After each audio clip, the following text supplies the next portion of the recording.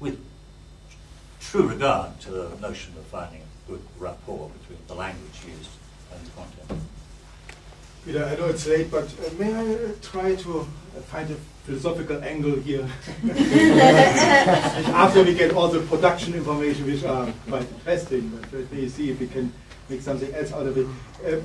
I thought of what would Richard Wagner has said about this kind of enterprise, with his idea of the Gesamtkunstwerk. It's obviously, you know, a Gesamtkunstwerk, but it's not based on theater. It is based on film. Whatever the other plurality. Well, let's say it's based on the flat screen.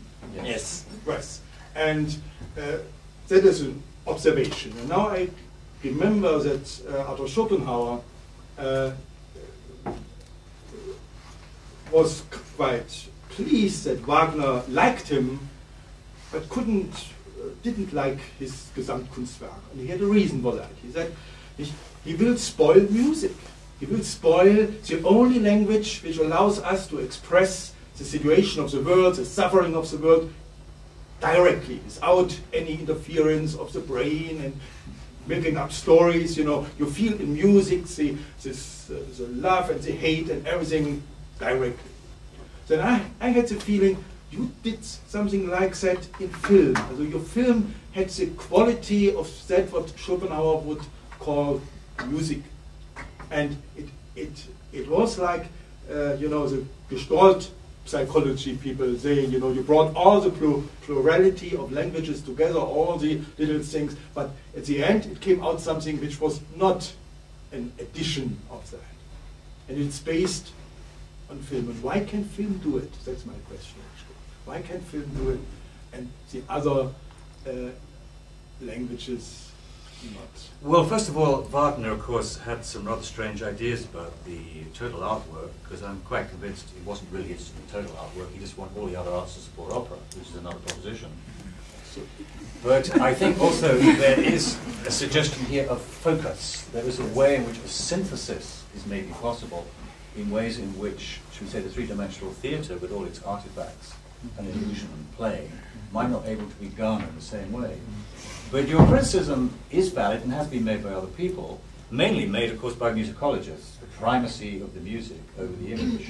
But Messiaen famously has suggested that there probably are only 10 good operas that have ever been made. And the great problem about opera is finding the right circumstances for the right music. So when the music is great, the libretto and the scenario is often pathetic and boring, and the opposite is also true.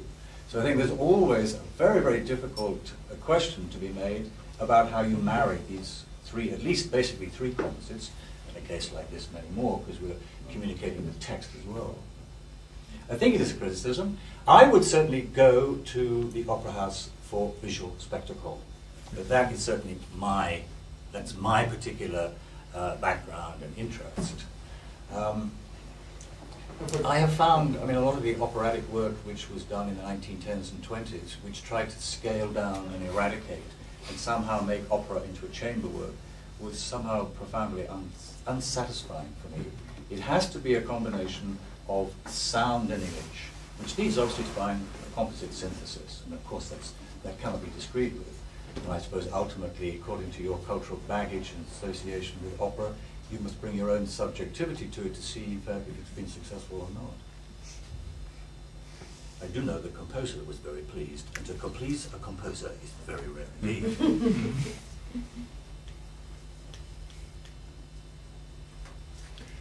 Yeah. Couldn't help that feeling that some of the images were citations from, and maybe I'm hopelessly Freudian here, from the work of Freud, the cigar, the horse is being beaten, Sacher-Masoch, too, Venus in Furs.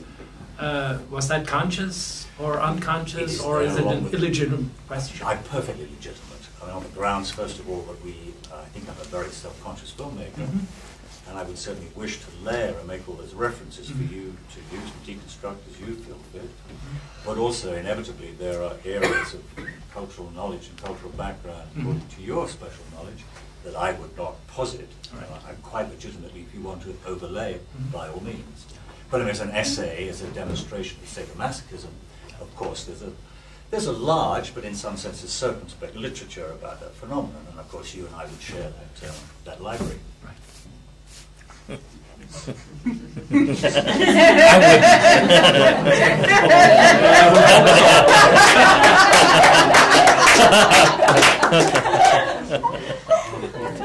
Yeah, I was thinking about the music from Writing to Vermeer versus this, and it seemed like Anderson's.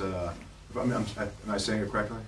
Yeah, I thought his work in Writing to Vermeer seemed much more like new music, and in this movie, it seemed like there was a lot of influence. There was a lot of other references to other time periods in music. Yeah. Is that the first time he's kind of, is the text sort of force him into a style that I'm not used to hearing? Well, I hope it pushed it into corners maybe he'd never gone before, otherwise it would be boring both for him and for me.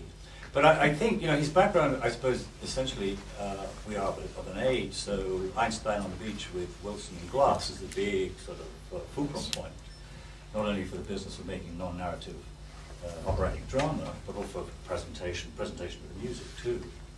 But I think also, with that background in minimal music, he's also a very, very keen Stravinsky fan. He's written the Dutch definitive biography of Stravinsky. So I think you can see all those references in there too. He is also a great academic with a huge knowledge of music, so he very, very playfully puts in quotations from all over the place. But of course, he's a populist as well, and there are references to Morricone and Magnificent Seven, and a lot of clip-clop music. Well, those weave so magnificently with the visuals that it was truly a and that, of course, wonderful has to blend. be a response, to the scenario and to the lyrics. But if you were to listen also to Writing to Vermeer, although it's much more lyrical and much more romantic, and that was deliberate, because we wanted to make a completely different sort of opera. I mean, this is violent, Yeah, etc., etc. And the whole purpose of Writing to Vermeer, based upon the paintings, was to make an opera about serenity and harmony. Extraordinarily difficult to do, since most operas are about conflict. We wanted a conflict-less drama, which of course is paradoxical and contrary. In the end, probably would never work. It's about like trying to make an image of Christ. I think maybe Pasolini is only the one successful filmmaker that's ever managed to do that, because the notions of goodness and peace and harmony are extremely difficult to put over. After all, heaven is eternal, but hell changes every afternoon. But I think you will find just as many references and cross-references and quotations in Vermeer, but of a different nature. The central section, in fact, of the whole score is based upon 7 dances by John Cage. It would take maybe a good musical academicist to be able to make a transliteration of that, but it's certainly there, and you can read it in the score.